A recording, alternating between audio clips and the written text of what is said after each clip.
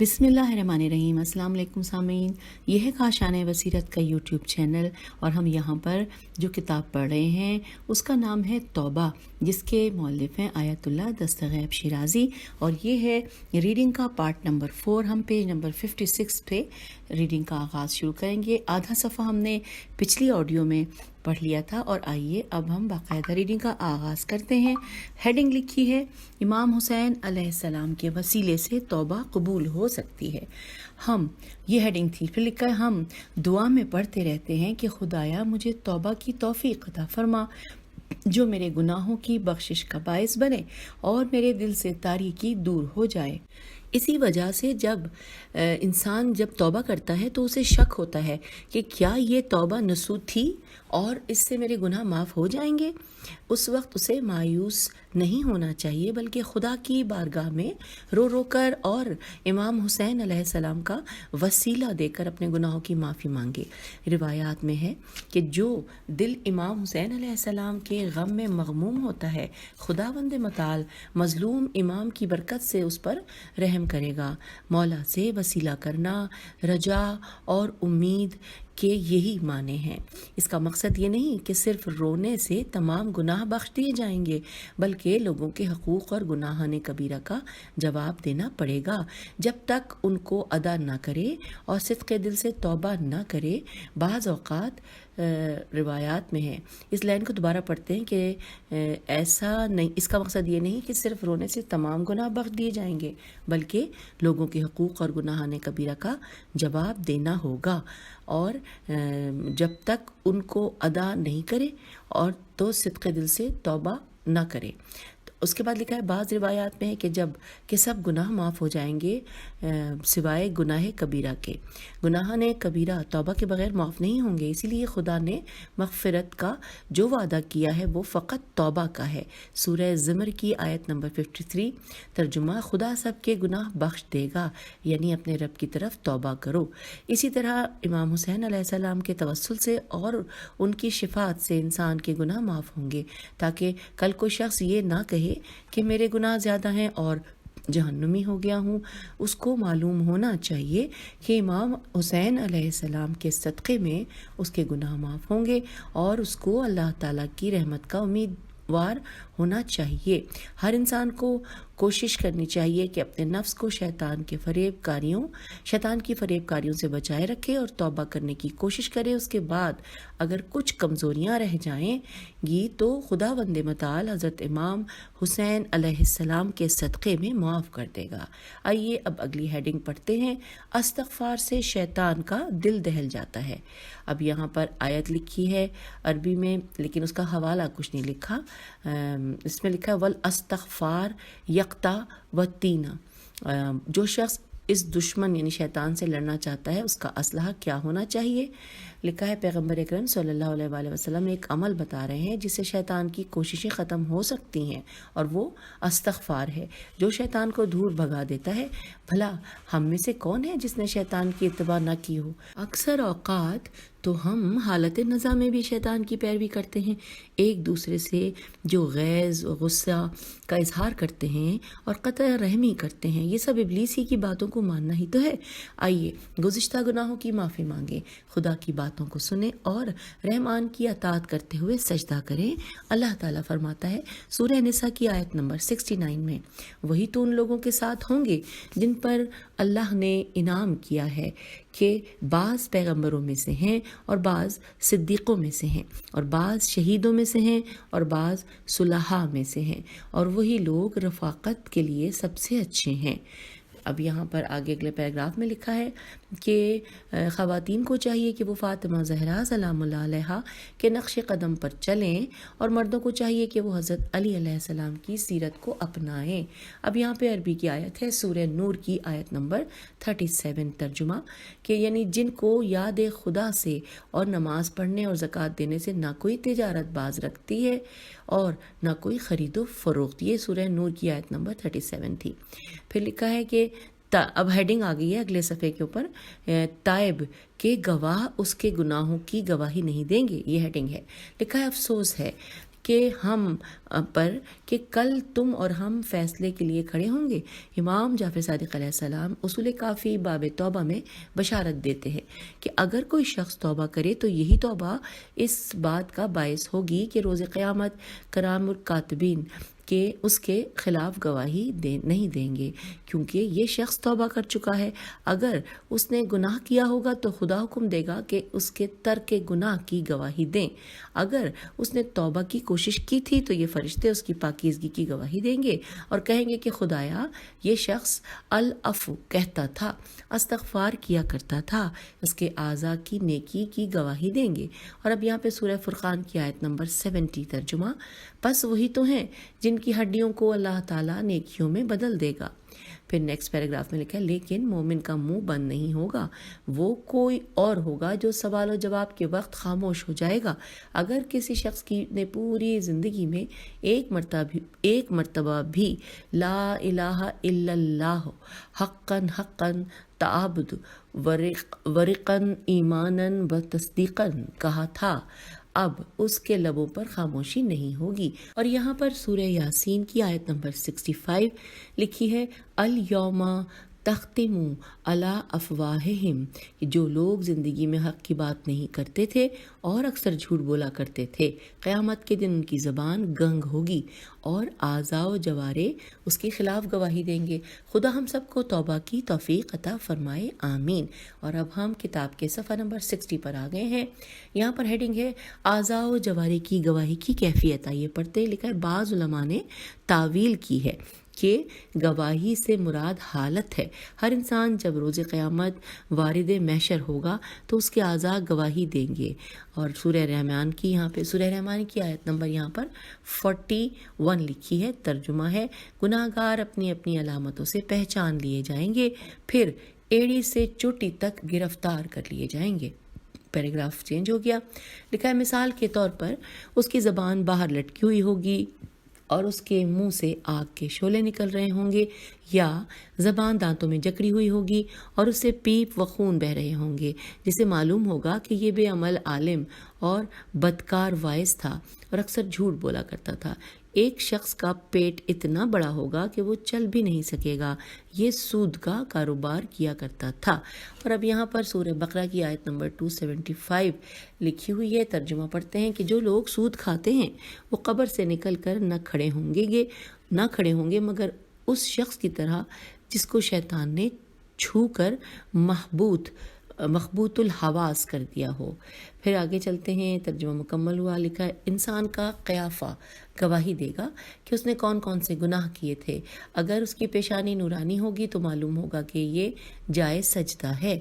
پھر لکھا ہے کہ سجدہ کرنے والوں کی پیشانیوں سے نور کی کرنیں پھوٹ رہی ہوں گی، اور یا ان کے دائیں ہاتھ میں نامہ اعمال کا ہونا گواہی دے گا کہ انہوں نے نیکیاں کی ہیں۔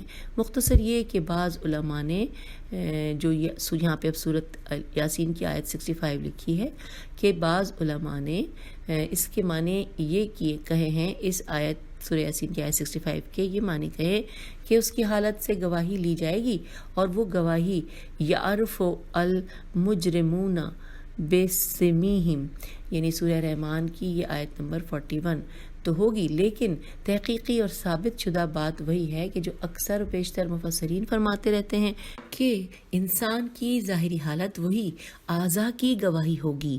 وَتُكَلِّمُنَا أَيْدِيهِمْ، ہاتھ بول اٹھیں گے۔ اور اس سے واضح ثبوت اس آیت میں، یہ جو آیت یہاں لکھی ہے سورہ حامیم سجدہ آیت نمبر 21، اس کا ہم ترجمہ پڑھتے ہیں کہ اور اپنی کھالوں سے یہ کہیں گے کہ بھلا تم نے ہمارے برخلاف شہادت کیوں دی؟ وہ جواب دیں گی کہ ہم کو اسی خدا نے گویا کر دیا جس نے ہر چیز کو گویائی دی ہے۔ پھر لکھا ہے کہ اگلے پیراگراف میں کہ جب اعضاء و جوارے بول اٹھیں گے اور سب کچھ بتائیں گے تو اس وقت بیچارہ انسان کہے گا کہ تم نے میرے ہی خلاف کیوں گواہی دی؟ تو یہ کہیں گے کہ خدا نے ہمیں بولنے کی قوت عطا کی ہے۔ ان کی دلیل نہ ہوگی کہ خدا نے سب کو بولنے کی طاقت دی ہے اور ہمیں بھی قوت ناطقہ دی ہے۔ اب آگے چلتے ہیں، اگلی ہیڈنگ ہے خدا کے لیے ہاتھ پاؤں کا گویا کرنا زبان کی طرح ہے۔ یہاں پر مکمل یہ ہیڈنگ ہے کہ خدا کے لیے ہاتھ پاؤں کا گویا کرنا زبان کی طرح ہے۔ چلیے اس کے بارے میں کیا تفصیلات ہیں جانتے ہیں۔ لکھا ہے بعض مفسرین نے کہا ہے کہ فقط زبان ہی بول سکتی ہے، لیکن ہاتھ پاؤں بھلا کب بول سکتے ہیں؟ لہٰذا تعویل کی ہے کہ انسان کی ظاہری حالت گواہی دے گی، نہ کہ ہاتھ پاؤں بولیں گے۔ تو اس کی خدمت میں عرض یہ ہے کہ نطق، نون تو قاف، نطق یعنی کہ زبان کی محتام، میم ہے تے الف میم، محتام نہیں ہے یا محتام نہیں ہے۔ میرے خیال ہے یہاں پہ محتاج ہونا چاہیے تھا، یا میرے علم میں نہیں ہے یہ ورڈ۔ چلیے جو کچھ بھی لکھا ہے نطق نون تو قاف، زبان کی محتام نہیں ہے، بلکہ خدا بند متعال کی قدرت قاہرہ ایسا کر سکتی ہے کہ ہوا کے ذریعے زبان حروف کو نکالنے سے کام کرتی ہے۔ پھر لکھا ہے کہ حروف کا صادر ہونا اس لیے ہے کہ خدا کی صفت ہے، نہ کہ علت اور معلول کار فرما ہے۔ اگر ایسا ہوتا تو گدھے اور گائے کی زبان بہت بڑی ہے۔ پس معلوم ہو گیا کہ انسان کو فقط قوت نطق نون تو قاف عطا کی ہے اور بشر کو امتیاز حاصل ہے۔ اور یہاں پر لکھا ہے کہ وَلَقَدْ كَرَّمْنَا بَنِي آدَمَ، اللہ اکبر، سبحان اللہ کہے۔ حیوان کو یہ ادراکات نصیب نہیں ہیں کہ وہ کچھ بتا سکے۔ پھر نیکسٹ پیراگراف پہ لکھا ہے کہ ہر عقل مند یہ سمجھتا ہے کہ اصل نطق زبان سے خاص نہیں ہے، زبان سے خاص نہیں ہے، بلکہ خدا نے انسان کو زبان عطا کی ہے اور قوت نطق بھی۔ لیکن روز قیامت تمہاری انگلی بھی یہی کام کرے گی اور کہے گی کہ اس نے انگلی سے مومن کی طرف بطور استہزاء اشارہ کیا تھا یا اپنے قلم سے مومن کے خلاف لکھا تھا۔ مروی ہے کہ انسان کے بال بھی بول اٹھیں گے اور انسان کے خلاف گواہی دیں گے۔ دوسری دلیل قرآن مجید میں ذکر فرمائی ہے، ہم پہلے اس کا اشارہ بھی کر چکے ہیں کہ انسان اعضاء و جوارح پر اعتراض کرے گا کہ تم میرے خلاف کیوں گواہی دیتے ہو؟ وہ کہیں گے کہ جس خدا نے تمام موجودات کو بولنے کی قوت دی ہے، اس نے ہمیں بھی گویا کیا ہے۔ تمام کائنات ملکوتی نطق ہے، تمام اجرا یا اجزاء نقطہ شاید چھپا ہوا ہے، عالم ہستی ہماری نگاہوں میں ساکت و خاموش نظر آتے ہیں، لیکن ملکوتی نظر سے سب بولتے ہیں۔ اب یہاں پہ سورہ اسراء کی آیت نمبر 44 لکھی ہے اور اس میں اس کا ترجمہ لکھا ہے کہ اور ایک چیز بھی ایسی نہیں کہ اس کی حمد کی تسبیح نہ پڑتی ہو۔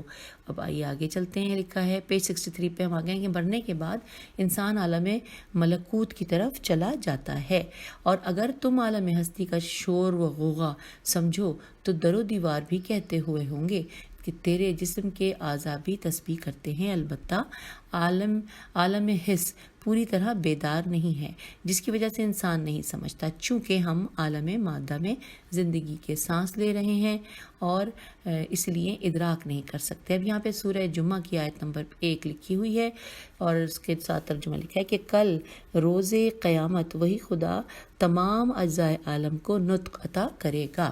اور پھر اس کے بعد لکھا ہے بدن کے اعضاء ظاہری طریقے پر بولیں گے، چھوٹا عمل بھی محو نہیں ہوگا، گواہی کے مقام پر چھوٹا سا عضو بھی گواہی دے گا، مگر جن گناہوں سے توبہ کی ہوئی ہوگی ان کے بارے میں اعضائے انسانی کچھ نہیں کہیں گے۔ اور اب آئیے نیکسٹ ہیڈنگ کی جانب چلتے ہیں۔ لکھا ہے تسبیح کو ہاتھ کی انگلیوں سے پڑھیے کیونکہ یہ گواہی دیں گی۔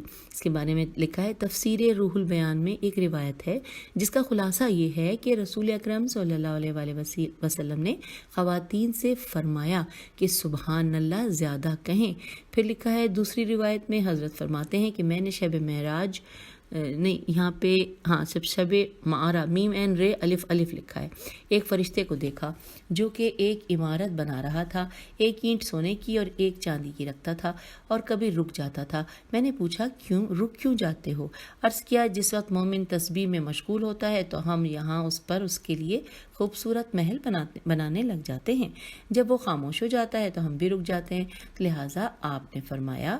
یہاں پہ جو عربی لکھی ہے وہ تفسیر روح البیان جس کا حوالہ ہے، اور ساتھ ہی آگے لکھا ہے کہ سورہ یاسین۔ اس پہ لکھا ہے نیچے ترجمہ کہ صدر اسلام میں تسبیح نہ تھی بلکہ انگلیوں سے شمار کرتے تھے، ایک انگلی میں 3 جوڑ ہوتے ہیں، اس طرح 2 ہاتھوں میں 30 جوڑ ہوتے ہیں، لہٰذا ان سے تسبیح پڑھتے تھے۔ اچھا، یہاں پر اس کے آگے پھر لکھا ہے کہ فرمایا کہ اپنے ہاتھوں کی انگلیوں کے جوڑوں سے شمار کیا کریں، کیونکہ قیامت کے دن یہ گواہی دیں گے کہ پروردگار اس نے ہمارے ساتھ تیری تسبیح و تحلیل شمار کی تھی۔ پھر لکھا ہے تسبیح سب سے پہلے حضرت فاطمہ زہرا سلام اللہ علیہا نے بنائی۔ آپ جب سید الشہداء جناب حمزہ کی قبر پر گئیں، ان کی قبر سے مٹی اٹھائی، اس سے تسبیح بنائی اور اس کے ساتھ ذکر خدا کیا کرتی تھیں۔ امام جعفر صادق علیہ السلام کے زمانے میں آپ نے تاکید فرمائی کہ کربلا کی خاک سے تسبیح بنائی جائے۔ امام حسین علیہ السلام کی قبر کی مٹی کی تسبیح کو اگر ہاتھ میں ویسے ہی پھیرتے جائیں اور کچھ نہ بھی پڑھیں تو بھی اس کا اجر و ثواب بہت زیادہ ہے، کیونکہ کربلا کی خاک خود تسبیح کرتی ہے، چاہے انسان خاموش رہے مگر ثواب ملتا رہے گا۔ نیکسٹ پیراگراف میں لکھا ہے علامہ شیخ شوستری رحمۃ اللہ فرماتے ہیں کربلا کی مٹی سے بنی ہوئی تسبیح کوئی معمولی تسبیح نہیں ہے، بلکہ اس کا حد سے زیادہ ثواب ہے اور غیر معمولی خصوصیات کی حامل ہے، کیونکہ کربلا بہشت کا ایک ٹکڑا ہے۔ معصوم نے فرمایا، اب جو معصوم نے فرمایا وہ ایک لائن میں عربی ہے، اس کا ترجمہ ہے کہ اے جابر، امام حسین علیہ السلام کی زیارت کے لیے کربلا جانا، بے شک کربلا بہشت کے ٹکڑوں میں سے ایک ٹکڑا ہے۔ اور اب ہم آگے ہیں کتاب کے صفحہ نمبر 65 پہ، اور یہاں پر ہیڈنگ ہے کہ توبہ کیسی ہو۔ آئیے جانتے ہیں۔ خدا کی بارگاہ میں توبہ کرنا بہت مراتب رکھتا ہے، اگر اس کو تفصیل سے بیان کریں تو کتاب طویل تر ہو جائے گی۔ ہم یہاں پر یہ بتانا چاہتے ہیں کہ توبہ کیسے کرنی چاہیے اور کیسی ہونی چاہیے۔ اگر ایک شخص کہے کہ میں نے توبہ کی ہے، اپنے گناہوں پر پشیمان ہوا ہوں اور استغفار بھی کیا ہے، مگر اس کا دل پشیمان نہ ہوا اور گناہوں سے ہاتھ نہ اٹھائے اور ان پر مستمر رہے، تو ایسا شخص توبہ کے خوشگوار لمحات سے فائدہ نہیں اٹھا رہا۔ پھر آگے یہاں پر لکھا ہے والی خراسان حضرت امام رضا علیہ السلام فرماتے ہیں کہ عربی میں ہے اور حوالہ ہے اصول کافی کتاب الدعا باب الاستغفار، اور ترجمہ نیچے لکھا ہے کہ جو شخص فقط زبان سے کہے استغفر اللہ اور دل میں پشیمان نہ ہو، اس نے اپنے رب سے مذاق کیا ہے۔ اب یہاں پہ یہ بات مکمل ہو کہ اگلی ہیڈنگ لکھی ہے کہ ندامت قلبی فقط خدا کے لیے ہو، ندامت قلبی فقط خدا کے لیے ہو۔ اس حوالے سے تفصیلات یہ ہیں کہ ایک شخص نے گناہ تو ترک کر دیا لیکن دلی طور پر پشیمان نہ ہوا ہو، اگر وہ کہے کہ میں نے توبہ کی ہے، وہ جھوٹ کہتا ہے، کیونکہ توبہ کی حقیقت گناہوں پر پشیمان ہونا ہے۔ جیسا کہ ایک شخص گناہ کر کے پشیمان ہوتا ہے لیکن توبہ کے لیے نہیں، دنیاوی نقصانات کے ڈر سے گناہ نہیں کرتا، مثلاً اس کو جسمانی ضرر ہوگا یا اس کی آبرو چلی جائے گی یا جیل کی کالی کوٹری میں بند کیا جائے گا۔ اب اگر ان خطروں کے تحت استغفر اللہ کہے تو وہ اس لحاظ سے منافق ہے اور جھوٹ کہتا ہے۔ توبہ کا نچلا مرتبہ یہ ہے کہ گناہ کو ترک کرے اور اپنے سابقہ کردار پر پشیمان ہو، لیکن اگر اس کا غمگین ہونا عذاب خدا کے ڈر اور ثواب الہی سے محروم ہونے کی وجہ سے ہو تو ایسے شخص کی توبہ اس شخص کی توبہ کے مانند ہے جو کافی ظلم و ستم کر چکا ہو اور حکومت ایسے شخص کی تلاش میں ہو، اس کو گرفتار کر کے جیل بھیجنا چاہتی ہو، پولیس کی مار کٹائی کے خوف سے مظلوم کے پاس آ کر معذرت طلب کرے تاکہ اس کو خوش کر کے حکومت کی گرفت سے محفوظ رہے، مگر یہ مظلوم کی اعانت کے لیے نہ تھا بلکہ پولیس کے ڈر سے اس نے ایسا کیا۔ ادھر یہ شخص بھی جہنم میں آتش کے ڈر سے توبہ کر رہا ہے، اگر مطمئن ہو تاکہ جہنم میں نہیں جاؤں گا تو توبہ بھی نہ کرتا اور پشیمان بھی نہ ہوتا اور خود کو گناہگار نہ سمجھتا، اس کی عذر خواہی ظاہری ہے۔ ہم اسے حقیقی توبہ نہیں کہہ سکتے، حقیقتاً توبہ نہیں کہہ سکتے، بلکہ حقیقتاً توبہ اس وقت ہوگی کہ جب اس کا رواں رواں توحید کی گواہی دے گا اور اس کا کردار ہر طرح سے پاکیزہ ہوگا۔ محقق طوسی اور علامہ ہلی نے تجرید الکلام اور شرح تجرید میں تصریح فرمائی ہے، سوادرے یہ ہے فرمائی ہے، جس کا خلاصہ یہ ہے کہ جو شخص گناہ کر بیٹھے اور اگر اس خیال سے نادم ہو کہ میں نے معصیت خدا کی ہے، اب توبہ کرتا ہوں، تب تو اس کی توبہ صحیح ہو سکتی ہے۔ لیکن اگر کوئی شخص حکومت کے ڈر سے یا لوگوں کی آبرو چلے جانے کے خوف سے توبہ کرے یا لوگوں میں آبرو چلے جانے کے خوف سے توبہ کرے تو اس کی یہ توبہ صحیح نہیں ہوگی۔ پس معلوم ہوا کہ امر خدا کی مخالفت پر توبہ کرنی چاہیے اور آئندہ کے لیے ترک گناہ کا پکا عزم کرے، اس وقت صحیح معنوں میں اس کی توبہ قبول ہوگی۔ ہم آ گئے پیج نمبر 67 پہ، لکھا ہے توبہ کے دو پہلو ہیں، اول گناہ پر پشیمان ہونا اور دوسرے ترک گناہ کا پکا ارادہ کر لینا۔ جو شخص اپنی موت کا وقت قریب دیکھے، اب وہ توبہ کرے یا نہ کرے، اسے آخر گوشہ قبر میں جانا ہے۔ اگر توبہ کر لیتا ہے تو عذاب جہنم سے بچ جاتا ہے۔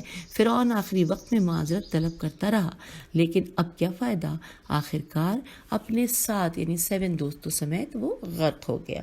اور اب آئیے اگلی ہیڈنگ کی جانب، لکھا ہے اہل بیت علیہ السلام کی محبت توبہ کی طرف لے جاتی ہے۔ یہ ہیڈنگ ہے، لکھا ہے جو لوگ اہل ایمان ہیں اور خاندان رسالت سے محبت کرتے ہیں، اگر ان سے کوئی گناہ سرزد ہو جائے تو ان کو توبہ کی توفیق نصیب ہوگی۔ خدا بند متعال نور ولایت کی برکت سے اس کا انجام اچھا کرے گا اور آخرت میں ائمہ طاہرین ان کی شفاعت بھی کریں گے۔ جو لوگ اپنے دینی پیشواؤں کے نقش قدم پر چلتے رہے، واجبات کو ادا کرتے رہے، محرمات سے بچتے تھے، خاندان رسالت کی پوری ترجمانی کرتے رہے اور امام حسین علیہ السلام کی مجالس بپا کرتے تھے، تو شفیع روز محشر حضرت فاطمہ زہرا سلام اللہ علیہا ان کی شفاعت کریں گی۔ کتنے خوش نصیب ہوں گے وہ لوگ کہ جن کی شفاعت شہزادی دو عالم کریں گی۔ لیکن وہ لوگ جو کہ ائمہ طاہرین علیہ السلام سے محبت نہیں کرتے، اگر عمل کریں بھی لیکن چونکہ ان کے عقیدے کی اساس محکم نہیں ہے، اس لیے وہ توبہ کریں یا نہ کریں اس کا انہیں کوئی فائدہ نہیں۔ اور اب ہم آگئے پیج 68 پر، لکھا ہے اس کے علاوہ اہل بیت اطہار علیہ السلام کی محبت کا فائدہ یہ ہے کہ نور ولایت جس دل میں طلوع کرتا ہے وہ شخص مرض بخل سے بری ہوتا ہے اور سخاوت کا جذبہ ہمیشہ ہی اس کے دل میں موجزن رہتا ہے۔ یہ بخشش اہل بیت کے توسط سے ہے۔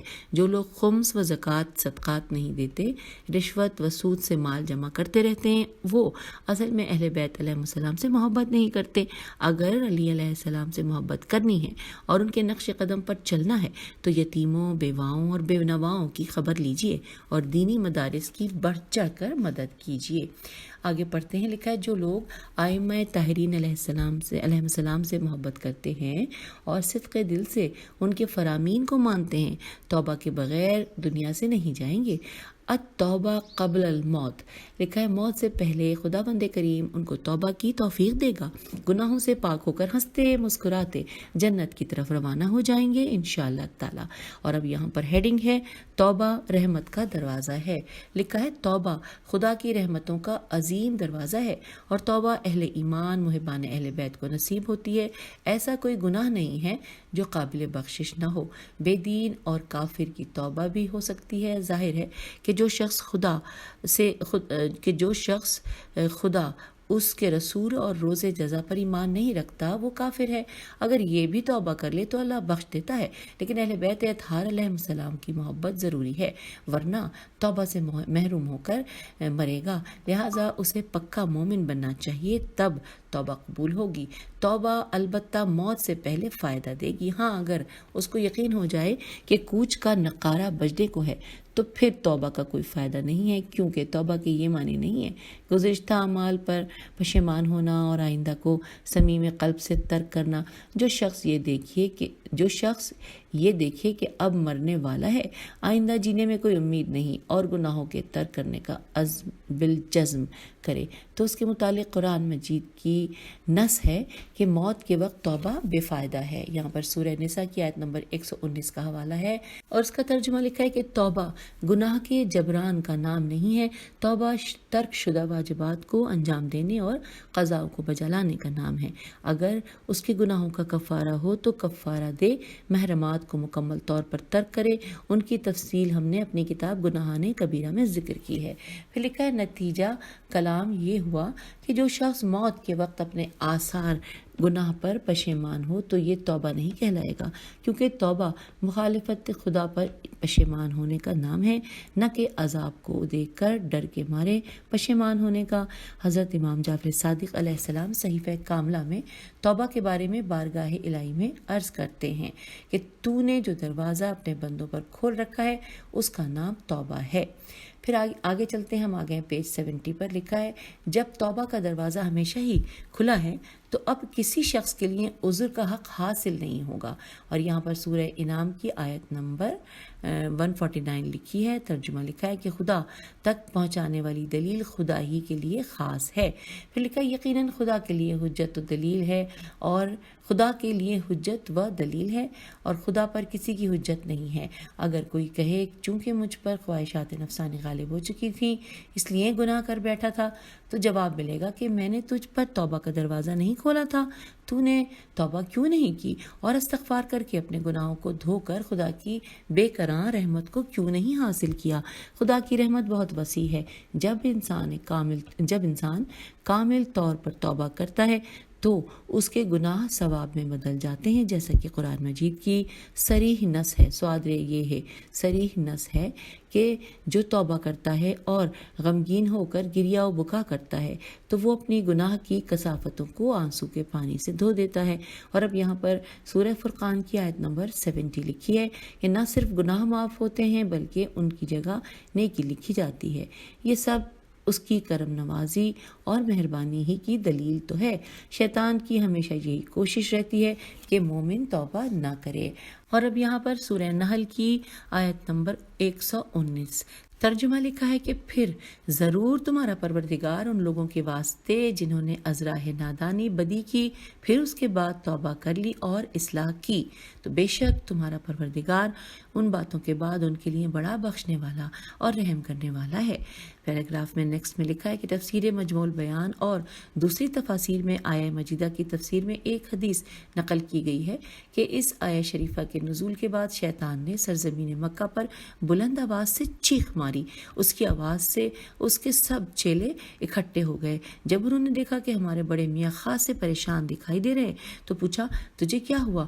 بولا آیت نازل ہوئی ہے کہ امت محمد کے جتنے بھی گناہ ہوں گے سب کے سب بخش دیے جائیں گے۔ توبہ کی شرائط جو پہلی امتوں پر واجب تھی اس امت سے اٹھائی گئی ہیں۔